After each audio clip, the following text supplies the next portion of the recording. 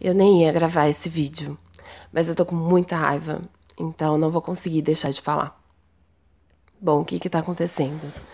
Tem uma moça que tem um canal no YouTube e é bipolar. Até aí tudo bem. Recentemente, eu vi que ela começou a postar várias e várias lives. E isso já me chamou a atenção. Bom, eu não sou novata, né? Então, já na hora eu vi que algo estava acontecendo. Quando eu comecei a ver as lives, tava o pessoal já também que acompanha, percebendo algumas pessoas sem entender o que era aquilo, outras já falando, ela tá em mania. E outras falando, nossa, essa menina é muito louca. Então, eu fiquei preocupada com ela e fiquei pensando se eu deveria ou não mandar um e-mail para ela. Eu não queria ser muito invasiva, não conheço a menina, mas eu fiquei preocupada. Nessa que eu fiquei pensando de entrar em contato ou não, algo estava me incomodando, sabe? Lá no fundo, tinha um pontinho, uma coisinha me incomodando. E aí eu vi que tinha mais uma live dela. Foi quando eu fui passando rapidinho, só pra dar uma olhada o que era, porque eu realmente queria saber se a menina tá tomando medicação, se tá tudo bem e tal. Se tinha alguém perto dela, porque parecia que tava a menina sozinha, sem medicação e numa crise de mania. E nesse vídeo ela não estava sozinha. Então, em dado momento, foi por acaso, porque eu fui passando assim rapidinho, eu não tava assistindo mesmo. Tá? Porque eram muitas e algumas longas, enfim. E nisso, eu ouço a menina falar bem assim. Então, por isso que eu postei essas lives, fiz essas lives, tal, não sei o quê, porque eu queria mostrar como é, porque não adianta só ficar falando o que é mania. Eu queria mostrar para as pessoas como é a mania, para que as pessoas saibam reconhecer. E isso me deixou... E aí que eu fiquei brava, ok? Porque isso é muito, muito, muito errado. E eu vou explicar por que eu acho que isso é tão errado, porque isso me deixou tão indignada, tá? E não para por aí. Depois a menina ainda fala que ela quer ser a mentora das pessoas que estão assistindo, outros bipolares, pessoas que passam pelo mesmo, para as pessoas fazerem tudo o que ela faz para poderem se sentir bem e superar que nem ela superou. Ok? Só essa parte, já não assisti mais nada, já fiquei assim. Aí eu fiquei pensando que isso é muito complicado. Bom, a gente tem algumas hipóteses aqui, né? Então, ou realmente houve um planejamento, né, como ela disse, ela realmente postou de caso pensado, ela queria mesmo mostrar, ou não, ela, nesse momento que ela tá falando que ela fez isso de propósito, ela ainda está na crise, certo? Só que tem outra pessoa com ela, então aí a irresponsabilidade é dessa outra pessoa que está junto, inclusive a mãe. Ok, gente, por que irresponsabilidade? Primeiro que isso não tá ajudando ninguém. Aí você pode me falar, mas tem um monte de gente agradecendo, não sei o que lá. Falando, linda, falou e disse, é muito importante você fazer vídeos assim, etc. Ok, tem muita gente agradecendo. Mas isso não significa nada. Então vamos um pouquinho de contexto. O mundo que a gente vive. A gente vive num mundo onde as pessoas estão carentes, né? Extremamente carentes. A gente tem ultra exposição. As pessoas, elas tiram fotos de tudo mesmo. E aí, elas postam, não tem privacidade. Pra que privacidade, né? Abaixa a privacidade e vai mostrando fotos de tudo que faz. E não tá nem aí. E tudo que conta é chamar atenção. E não para pra pensar antes. Então vai postando. tira foto até no banheiro, coisas assim, sabe? Então as pessoas, elas realmente, se você voltar no tempo, se você pudesse voltar no tempo, sei lá, uns 70 anos, aí você encontra uma pessoa na rua, e você vira pra essa pessoa e pergunta, e fala: ai, eu conheço alguém que tirou foto de si mesmo e vai no banheiro, sabe, no banheiro mesmo, usando o banheiro, no momento íntimo, né, pessoal, particular, privado, literalmente, e aí vai compartilhar com o mundo inteiro. O que essa pessoa ia falar? Mas, nossa, que coisa louca. Por que ela vai fazer isso? Essa pessoa quer passar vergonha? Qual o problema dessa pessoa? Então, mas hoje não. Hoje isso é super normal. Isso não é visto como passar vergonha. É visto como obter atenção. Conseguir aquilo que se quer. E aí, do outro lado da balança, a gente tem essa ultra exposição e tem também a ultra adoração. Então, tem aquelas pessoas que elas não têm vida, né? Sentem que não têm vida e elas vivem através dos outros. Então, elas curtem as fotos, elas fazem elogios, elas ficam seguindo o perfil e não sei o que. É como se elas fizessem aquelas coisas, viagem, nananana, das pessoas famosas através das fotos, através do virtual, se elas pudessem acompanhar aquilo de alguma forma, mas elas não estão vivendo, elas só vão, então elas têm essa necessidade de ficar adorando aqueles que ela acompanha. Então são as pessoas que vão, ou então odiando, tá? Então tem tanto que não existe meio termo, né? Hoje é tudo extremo, tudo extremo. A gente vai falar um pouco mais sobre isso. Mas é tudo extremo, então ou eu te amo, eu te odeio, e vai ter esses comentários em todos os vídeos e tudo mais. Então não levem isso em conta de ter gente falando que isso ajudou, certo? Então temos esse contexto, vamos seguir em frente. Aí o que acontece?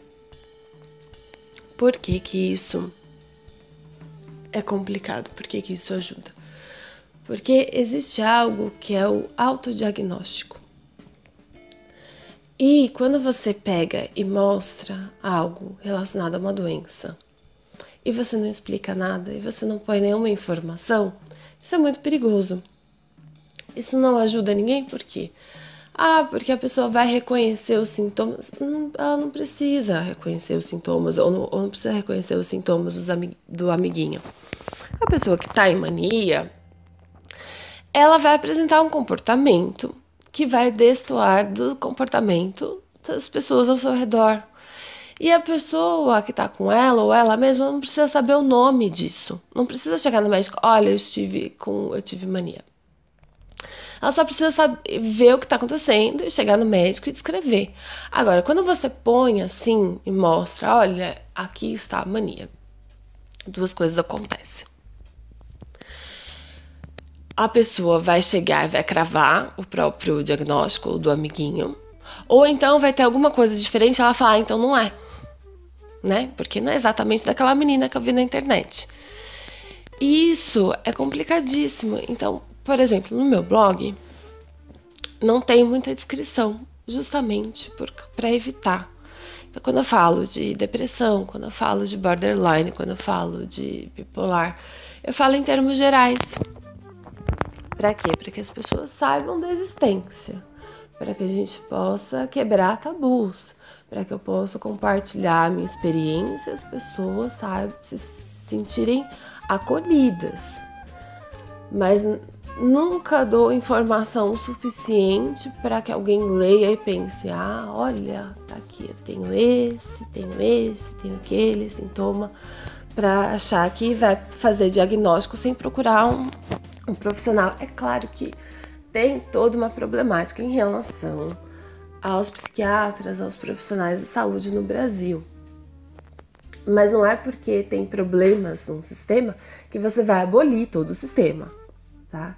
Então a gente tem que tentar lidar com esse sistema da melhor forma que a gente tem, buscar mais informação e aí tentar ir resolvendo, tá? Mas é muito importante que sempre mostrar que o lado de procurar ajuda. Às vezes a gente já tá bem grandinho, a gente usa a internet há bastante tempo. Todo mundo sabe que você não deve procurar o seu sintoma na internet. Não procure dor de cabeça no Google, que ele vai falar que você está com câncer. Então, por que com saúde mental teria que ser diferente? Não, não é diferente. Não pode se informar a respeito da sua doença com uma pessoa desconhecida ou numa fonte que não é segura, sabe? Então, a gente tem que começar a mudar um pouquinho a nossa visão de saúde mental e ver como doença e tratar como doença, ao invés de qualquer coisa, um estado, né? E porque existe muita confusão. Se com uma doença que se manifesta somente fisicamente e que tem todas as evidências ali no corpo palpáveis, você já tem muita confusão, você já tem tanta falta de informação, você já tem muita gente dando conselho que pode prejudicar e muito, e as pessoas caem, elas aceitam esses conselhos, elas passam a parar de tomar remédio para tomar, enfim, qualquer tratamento experimental não comprovado, chá não sei das quantas, etc, etc, e pode se prejudicar.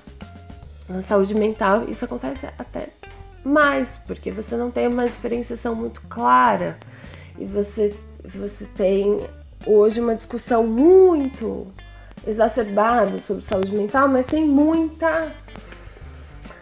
conhecimento, sem muito cuidado, fica aquela coisa, depressão, ansiedade, mas não se tem o mesmo cuidado, que nem quando alguém vai falar sobre alguma doença, sei lá, diabetes, normalmente consulta um especialista e vai escrever um artigo sobre, né?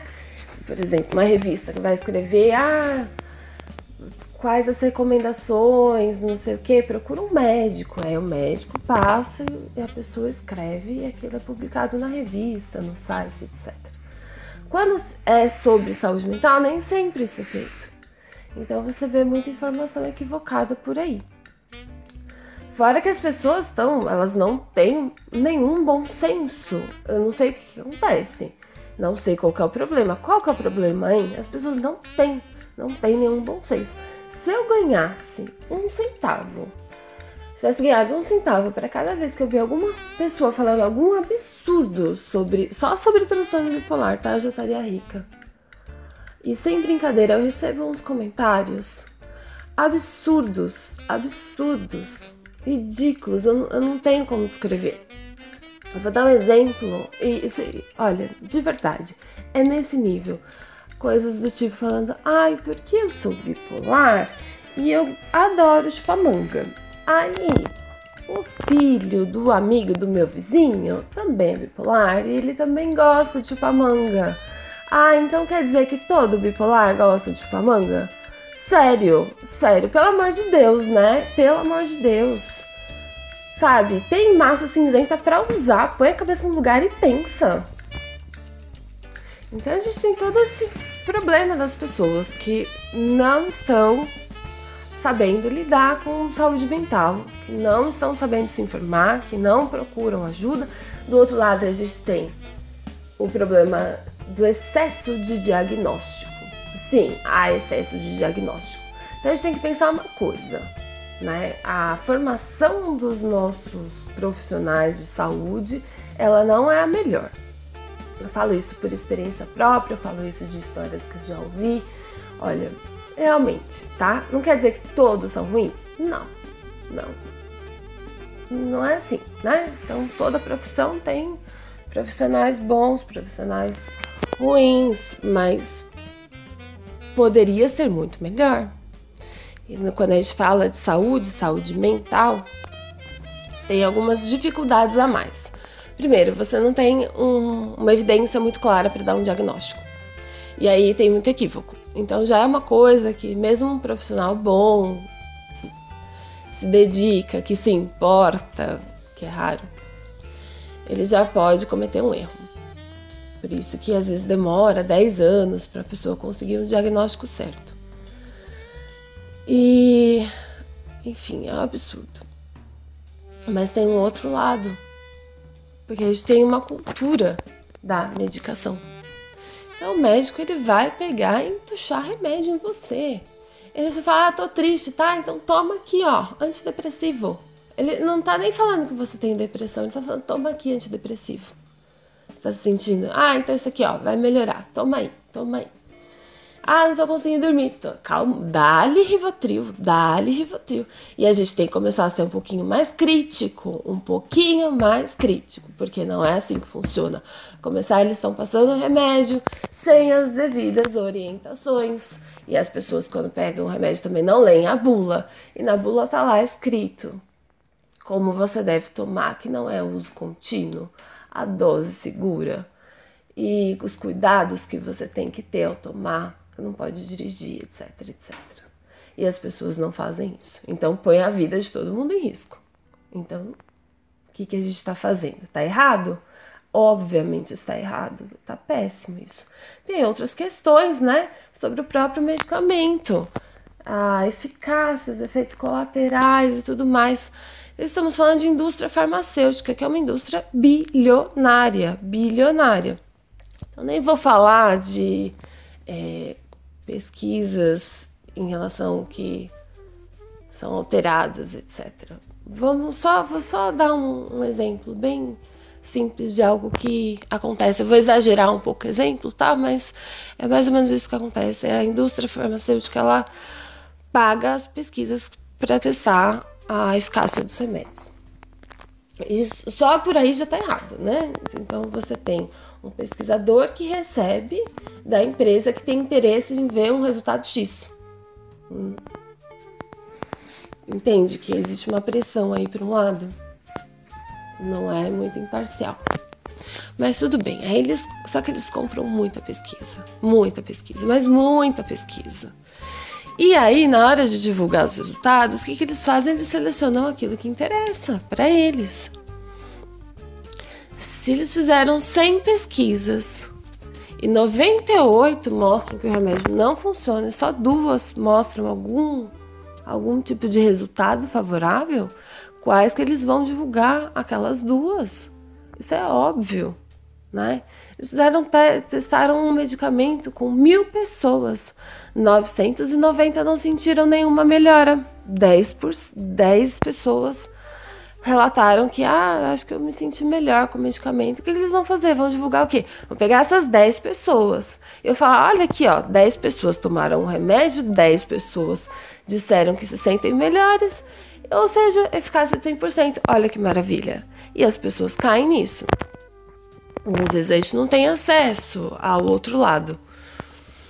Mas tá na hora da gente ter um pouquinho mais de malícia, né? Porque tem uma outra coisinha, uma coisa super irrelevante, né?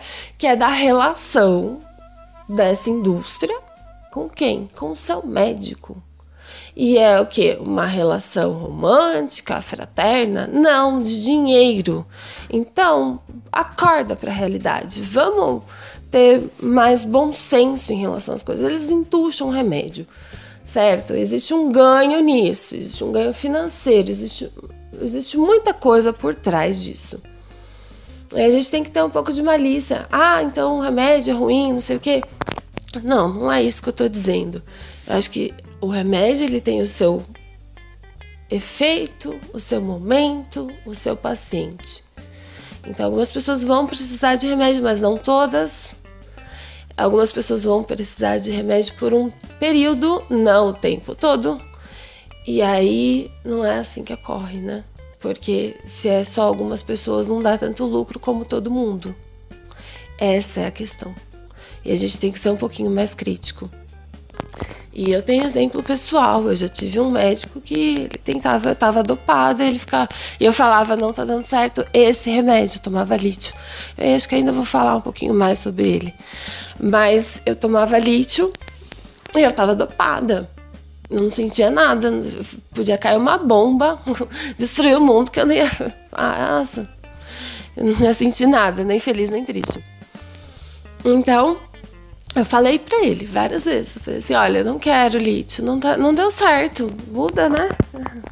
Não tá dando certo. Não, vão aumentar a dose. A única coisa que ele falava era aumentar a dose. Eu parei de falar com ele. Porque eu não vou aumentar a dose, querida. Eu já tava numa dose terrível. Muito lítio. Eu tava dopada. Eu tinha que fazer... Eu fazia o exame. Tem um exame que chama litemia. Que você mede o nível de lítio no sangue. Eu fazia a cada 15 dias. Porque tinha muito risco. Como eu tomava muito, tinha muito risco de dar alteração. Então... Ou seja, um remédio super perigoso, né? Não é assim. Você sai, só aumenta, não tá dando resultado, a pessoa tá se sentindo mal, eu tô com taquicardia e você vai aumentando, aumentando, aumentando. Cadê o profissionalismo? Cadê o cuidado? Existem tantos remédios, por que ele não trocou? Porque algum motivo tinha, né? Pra ser aquele, ele insistir naquele, não só naquele, Rivotril também. E ele insistia, e eu falando pra ele, eu não quero Rivotril, porque eu conheço meus ciclos. E eu sei que eu tô com insônia, eu tive insônia, mas agora eu já não estou mais com insônia. Em breve, depois da mania, porque quando eu procurei estava em mania. E depois eu vou entrar em depressão e eu vou dormir. Naquela época, a minha depressão me fazia dormir o dia inteiro. E eu vou dormir, pra que eu vou tomar um negócio pra dormir se eu vou dormir depois do dia inteiro? Não faz o menor sentido. E eu também não quero ficar dependente de remédio pra dormir, eu sei que vicia. Falei bem assim pra ele. E depois eu não vou conseguir dormir sem, eu sei, eu não quero, eu nunca tomei calmante antes, não vai ser agora que eu vou tomar. E aí ele, não, toma, não sei o que, não sei o que. Ai, pode tomar, toma todo dia, tá? Toma todo dia. Ele falou bem assim pra mim. Eu tomar todo dia, toma todas as noites. Antes de dormir, você toma uma comprimido. Eu não tá entendendo, doutor? Não é isso que eu quero. Né? Então eu conheci o meu ciclo, ele não me ouvia, tinha essa insistência. Né? E aí, porque todo mundo conhece, né? Sabe? Quando você tem uma doença há muito tempo. Nessa época eu tinha 20 anos, meus sintomas começaram na infância. Né? Então eu já conhecia muito bem os meus ciclos. Tem gente que a depressão faz ficar aceso, não dorme, tem insônia também. A minha fazia sentir muito sono naquele momento, né? Depois de um tempo eu parei de ter crise de mania, comecei a ter crise mista. Então eu tinha uma depressão agitada. Até hoje ainda, quando me sinto mal, é para esse lado de estado misto. Então eu também não durmo, né? Agora na depressão. Mas naquela época eu sabia que não valia a pena tomar aquele remédio, eu não queria. O mínimo que ele poderia fazer como bom profissional era sentar comigo e ouvir falar, tá. Ou então me dar outra opção e falar, olha, tá, você não quer esse medicamento, tem aquele outro. Ou então tem uma outra opção assim, ou então tem um negócio natural, ou então me dá as opções. Ele nem ouvia, ele só impunha aquele. Tinha algum motivo para isso. E não era qualquer médico, não, era médico particular. Se fala assim, sem que eu fui de qualquer forma no médico. Eu procurei, eu pesquisei, era um médico com boa reputação. Não era pelo SUS, que às vezes a pessoa fala, pelo SUS é de graça, às vezes não tem, eles não têm tempo para atender todo mundo, a consulta é muito rápida. Não era. Era particular, não era pelo convênio, que eu não tinha convênio, eu pagava integral em dinheiro. Então, não era essa a questão, né? Boa reputação, enfim. Parecia que era um bom profissional quando eu pesquisei. Não fui assim, sem saber. Mas é o que acontece, a gente tem vários problemas. Aí quando você já tem vários problemas, você põe... Eu vejo isso, uma pessoa que fala para pessoas que têm transtorno e diz que, vou te dar um conselho, isso me deixa muito irritada. Falar que você é sua mentora, porque as pessoas acreditam, mas as pessoas não têm muito para onde correr, né? Então essa é a verdade, às vezes elas não têm muito para onde correr, Então, ao invés de procurar um médico e aí não tá dando certo o tratamento, procurar outro médico, eu sei que isso é difícil, eu tive que fazer isso. Depois eu tive que deixar esse médico até que eu encontrei outro. Fui tomar outro remédio e aí sim deu tudo certo. Mas não é fácil. E as pessoas não têm esse tipo de informação. Eu tenho que passar esse tipo de informação de, olha, se não tá dando certo, tem outros tratamentos, vamos lá, procura outro médico. Se o seu médico não quer tentar outra coisa, tem opções, né? Até você achar certo é difícil mesmo. Você vai tentar 1, 2, 3 remédios, não vai dar certo. Até que você finalmente encontra. Mas a pessoa não, as pessoas elas querem uma saída fácil. E quando uma pessoa vem e oferta uma saída fácil, elas vão cair nessa. E aí tem o outro lado, tem o lado do preconceito. Então esses vídeos, o que me irritou muito nessas lives, porque tinha muita gente lá falando, ai, você é louca? Essa menina é louca? E a gente já tem muito preconceito com saúde mental. Então alguém mostra uma coisa assim, uma crise, algo que as pessoas não estão acostumadas a ver. E o que você ganha com isso? Nada. Você ganha as pessoas tendo mais preconceito. E você tá ajudando alguém? Não, não tá. Porque, sinceramente, se você tá no meio de uma crise, assim, você não tá em posição de dar conselho, né? O que quer que você esteja fazendo não tá funcionando.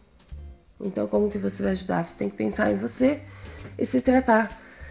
E aí eu também fiquei desconfiada, não tô falando que é o caso, mas eu não estou falando que é o caso, eu não vou falar o nome da pessoa. Eu não quero que as pessoas, se alguém tá ouvindo aqui, queira ir atrás, descobrir quem que é a menina.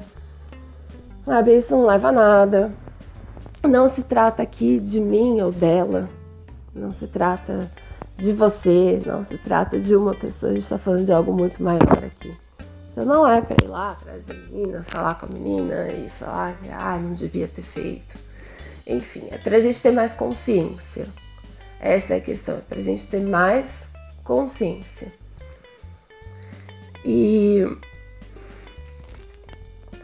Mas o que acontece é que muitas vezes a gente vê as pessoas falando sobre saúde mental sem nenhum preparo.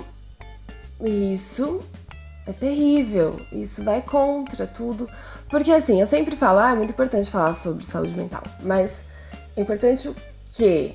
De uma forma de desfazer os tabus, de você compartilhar, você falar sobre a sua experiência de uma forma natural, sem ser uma coisa que, oh meu Deus, é bipolar, que horror, que absurdo, né? Então falar sobre não tô bem, e para que não tenha essa questão de é louco. E aqui foi justamente o contrário. Então, talvez ela estivesse ainda em crise no momento dessa última live, que eu fiquei com tanta raiva. Mas havia uma pessoa lá. E essa pessoa deveria ter, impedindo, falado, então vamos tratar. Ao invés de ficar falando essas coisas para um monte de gente que estava ali ouvindo. Entendeu? Isso é muito complicado, isso é muito difícil. E não é a primeira vez que eu fico indignada.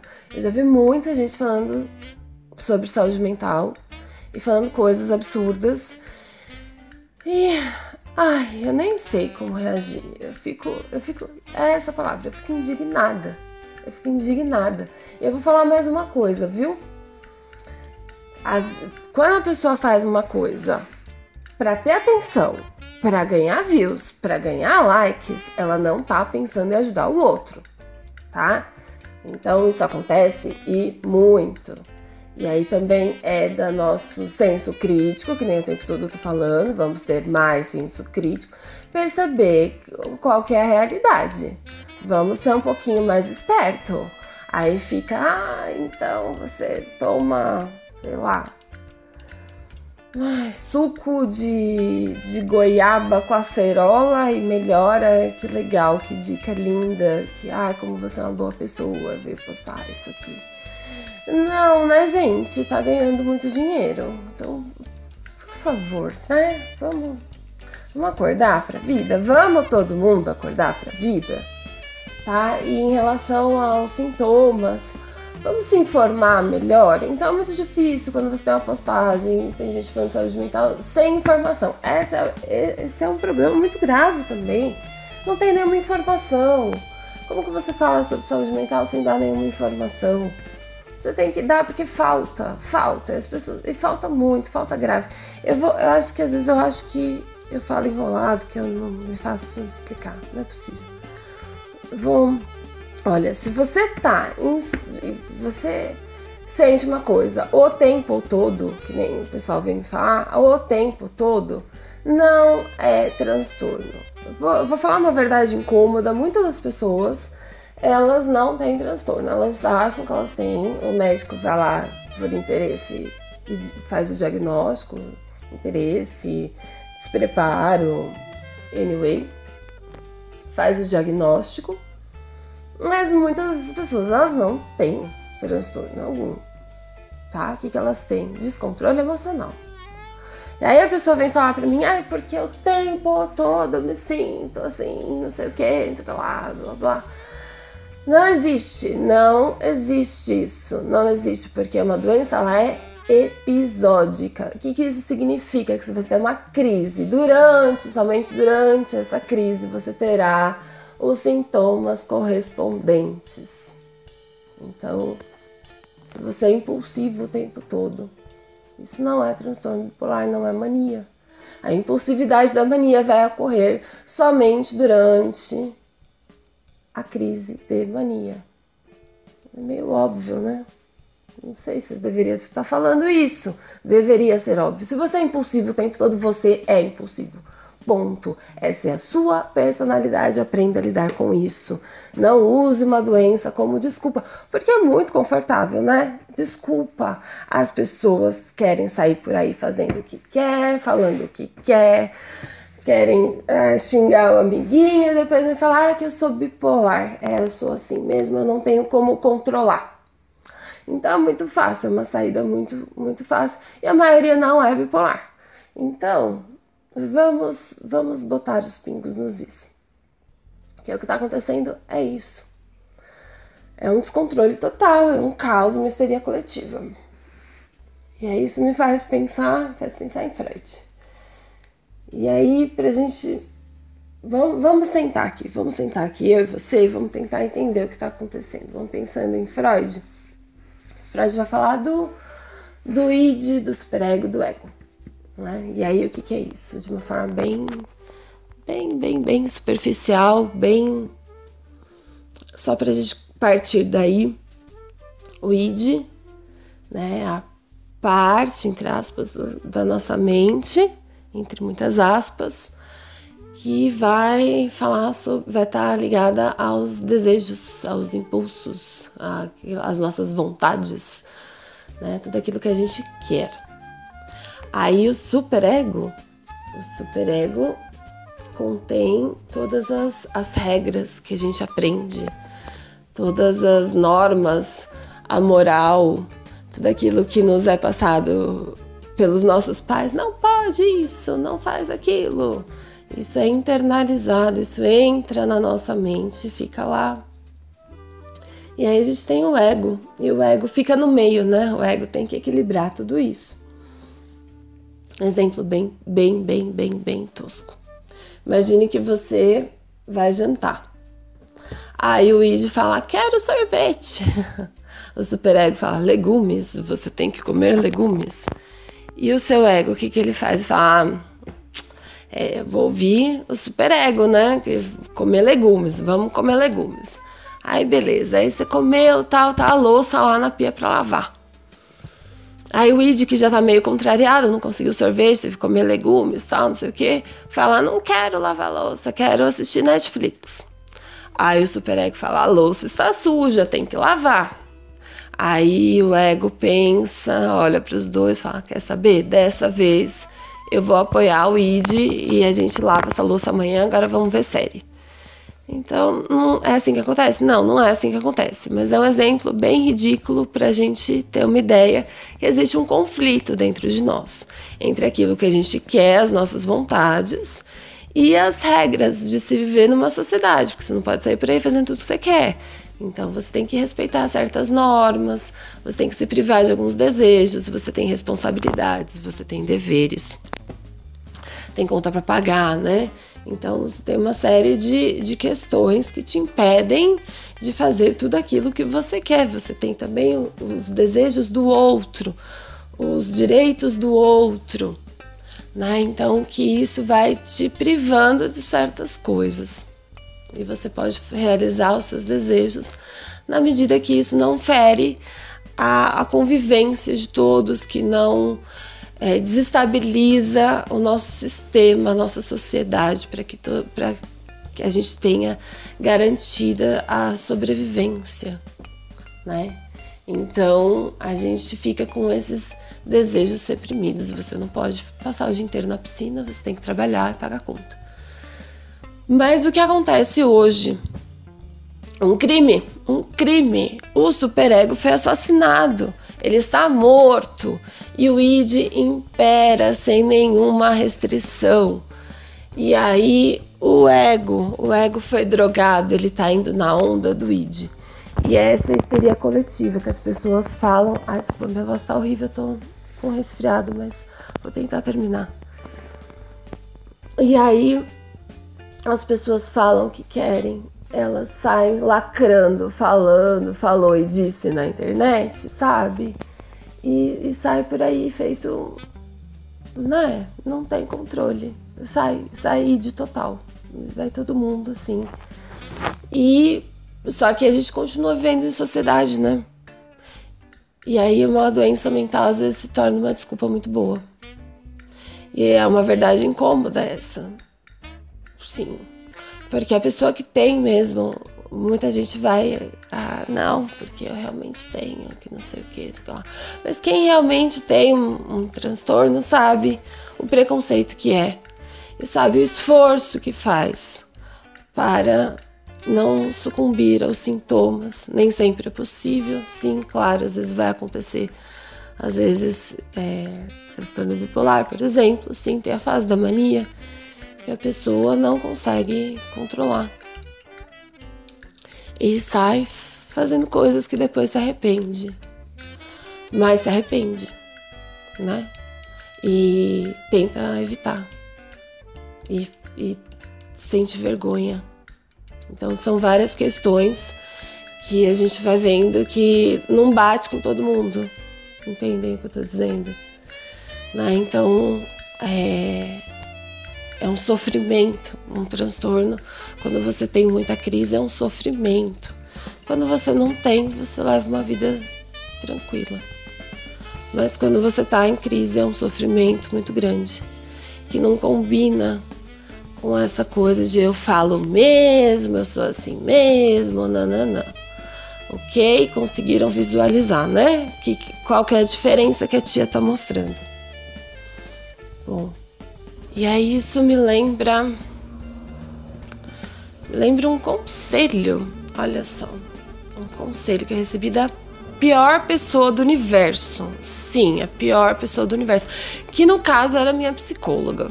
Sim, ela era péssima, a pessoa mais irresponsável que já pisou neste planeta, em todos os planetas, na galáxia. A pessoa mais irresponsável, a pior profissional ever. E, bom, vou contar porque que ela era tão ruim, né? Aquela psicóloga, eu não vou xingar, mas, sabe, pense você os piores xingamentos que você puder. Escolha o pior. Ela, entendeu? Porque eu contei, né, do psiquiatra daquela época, eu tinha uns 20 anos. E eu tava ali entupida de remédio. E eu tinha acabado de sair de uma série de crises de mania. E eu tinha problema com álcool. Eu não cheguei a me tornar alcoólatra, mas eu tinha um problema muito grave com álcool. E aí, a fofa, sabe aquele xingamento que eu pedi pra vocês imaginarem? Coloque aqui no lugar de fofa. A fofa, o que ela faz? Ela vira pra mim e fala: ah, bobagem, não poder beber. Seu médico falou? Seu médico é um bundão, esse seu psiquiatra. Porque não tem problema não, você tá tomando remédio, bobagem, pode beber à vontade, não tem problema. Lembra que eu tava dopada de medicamento, né? Remédio forte, carbonato de lítio e Rivotril, que ele insistiu, eu tomava só um quartinho. Mas no começo ele insistiu, eu acabei tomando. Depois eu falei que não queria, eu parei. Mas quando eu comecei com a psicóloga, era essa situação, eu estava dopada de medicamento. E aí ele me entuchando remédio, ela tentando me entuchar álcool, super responsável, né? Você tá chocado? Ah, então segura aí as pontas, meu amigo, porque vai ficando pior. Além de falar que não tinha problema tomar remédio, beber, tomar álcool com remédio psiquiátrico, forte, tarja preta, etc. Ela também me deu a dica de como beber melhor. Olha só, super legal, né? A dica dela, a dica maravilhosa dela é a seguinte. Uma das, né? Eu vou contar só mais essa, porque senão aqui eu vou ficar o dia inteiro falando os absurdos que ela me falava. Mas a dica dela, assim, uma bem boa é a seguinte. Se você estiver bebendo, você bebeu muito, e não consegue mais beber, sabe o que você faz? Tá lá no barzinho, na baladinha, não sei o quê. Você vai ao banheiro, enfia o dedinho na goela, vomita um pouquinho, aí você consegue beber mais. Olha que fofa, olha que amor de pessoa, que profissional do ano. Maravilhosa, né? Então, realmente, maravilhosa. Essa psicóloga que eu tinha. E aí, parou por aí? Ela não, além de coisas assim que ela me dizia, que eu podia ter morrido, né? Porque eu podia ter morrido. Simples assim, com tanto de remédio que eu tomava, se eu fosse beber, que nem ela estava me orientando, olha só, me orientando. Fora que tem toda uma relação da pessoa que faz a análise com o seu terapeuta, que desenvolve uma confiança. E quando você chega nesse ponto, meio que a pessoa acaba fazendo o que o terapeuta fala. E tá fragilizada, eu estava fragilizada. Não fiz, mas poderia ter feito, eu estava fragilizada, eu estava saindo de uma crise terrível, minha vida estava um caos, eu estava, sabe, dopada de remédio. Eu podia ter ido na onda dela, você acha? Eu teria morrido. Gente, isso é um absurdo, ficou... Ai, que ódio. Enfim. Mas não parou por aí. Ela ficou feliz com isso, em tentar me arruinar? Não. Não é porque, né, eu só podia estar tentando me arruinar. Ela veio e ainda me apunhalou pelas costas, uma traição assim. Ai, tem toda a questão ética, nem vou entrar em detalhes aqui, mas, nossa, ética pra quê, né? Quebrou totalmente.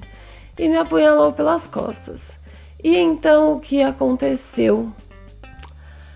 A minha família ficou contra mim, certo?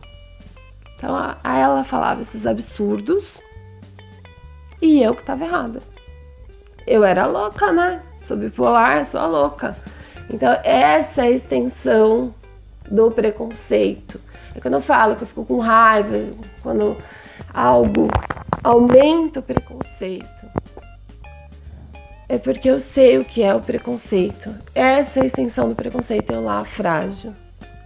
Num dos piores momentos da minha vida... Eu nem consegui, olha, pra vocês terem ideia, minha família até hoje não sabe que ela me disse essas coisas, porque eu não tive nem oportunidade de falar, porque eu era louca, né? Certo? E minha família que me conhece, olha, de verdade, de coração, eu era um amor, não sou mais, mas eu era um amorzinho, eu era uma pessoa, sabe, um doce, estudiosa, boazinha, inteligente, sabe, carinhosa, e eu era louca, certo? Então, é esse o tamanho do preconceito, por isso que eu fico tão indignada, eu fico tão brava, eu fico tão assim quando eu vejo esse tipo de coisa. Porque é um absurdo as coisas que a gente tem que passar, a imagem que criam.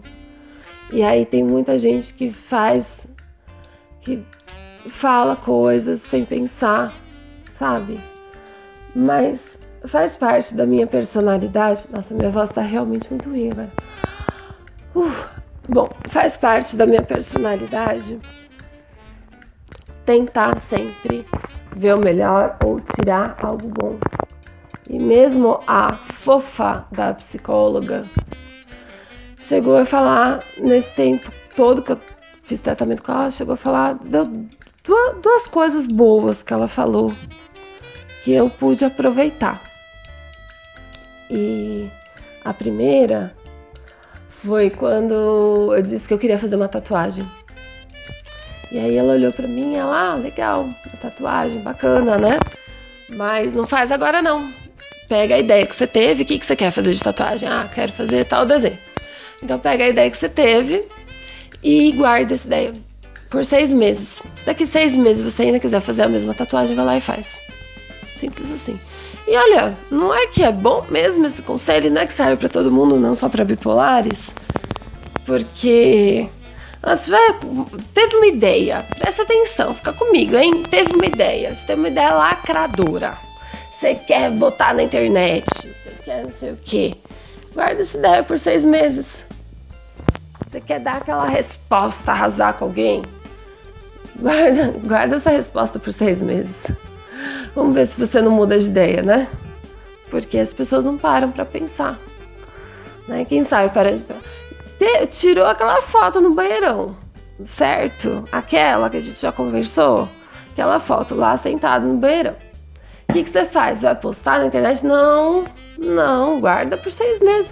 E aí você pensa com vontade, se é isso mesmo. Pensa até doer. E se estiver pensando igual, repensa tudo de novo que tá pensando errado.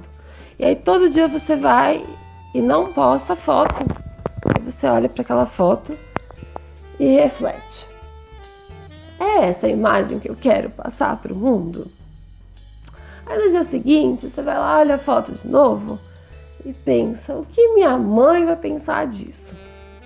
Aí no outro dia, você vai lá e olha a foto de novo e pensa, o que meu chefe vai pensar disso? Se após 6 meses você estiver ainda com vontade de publicar essa foto na internet, bom, sinto informar, mas você é um caso perdido, né? Então, mas eu espero de coração que você, nesse tempo, tenha mudado de ideia, certo? Então, é um bom conselho, porque, né, as pessoas estão seguindo totalmente o ID. Então, vamos equilibrar um pouco e parar para pensar, né? Outro conselho que ela deu foi quando eu quis participar de grupo de apoio. Aí ela virou pra mim, foi engraçado, ela virou pra mim, engraçado, eu falo isso hoje, né? Ai, que ódio daquela mulher. Enfim, ela virou pra mim e falou assim, ah, você quer ir? Então tá bom, então você vai, frequenta uma outra vez e depois você para. Ela falou bem assim, ela não tinha muito tato pra falar, tá? Ela era meio grossa assim mesmo. Mas o que eu acho que ela quis dizer, pelo menos o que eu aproveitei disso, é não faça disso sua vida. Tá? Então, você tem um transtorno, não faça disso sua vida. Não, hoje eu tenho canal e tal, tenho blog sobre isso, mas eu não me defino através do transtorno. Então, pra ver, né? A gente tá com uma doença, né, uma série de doenças, 2 transtornos mentais, vários transtornos mentais, que causam muito sofrimento, além de tudo, há muito preconceito, e a gente tem que até aproveitar o conselho dessa pessoa, que nem a psicóloga lá fofa, pra ter uma ajuda que a gente precisa, que a gente tá refém de profissional ruim, tá refém de muita gente que trata mal, a gente tá refém da histeria coletiva Então, por favor, se você fala para muitas pessoas, se você quer ajudar mesmo, sabe, mesmo, não é por interesse próprio, não é para chamar atenção, você realmente quer ajudar as pessoas, né? Tem muita gente que me procura, olha, comecei um blog, esses dias mesmo uma pessoa veio me procurar, comecei um blog sobre transtorno bipolar, poxa, que bacana, fui lá ver o blog, sabe, entendeu? Então, se você quer realmente ajudar, então primeiro se informa, faz uma coisa com responsabilidade, pensa antes de falar, pensa antes de publicar. Se você está em crise, se cuida primeiro.